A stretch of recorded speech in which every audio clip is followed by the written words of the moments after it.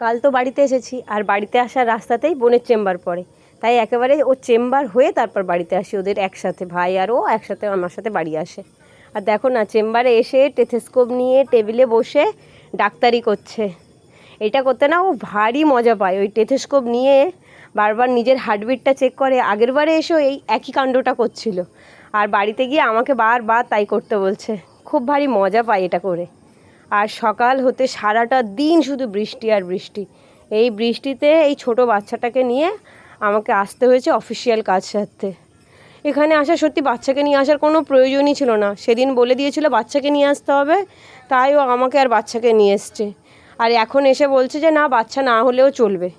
কি বলবো দেখো না। আর সেই গাড়িটা কতক্ষণ ধরে দাঁড়িয়ে আছি, গাড়িটা কিছুতেই আসছে না।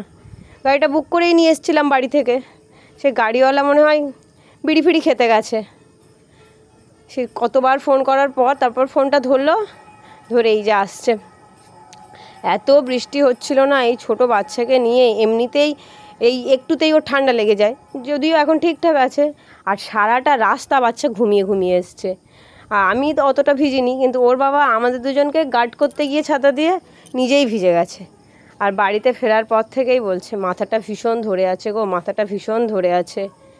কি কষ্টকর গো সত্যি। সরকারি কাজ কিছু একটা করতে গেলে, যদিও আমাদের বেশিক্ষণ লাইন দিতে হয়নি, 15 মিনিটের মধ্যে কাজ হয়ে গেছে, কিন্তু না আসলেও চলে যেত। এটাই যা আফসোস, তাও আসতে হলো।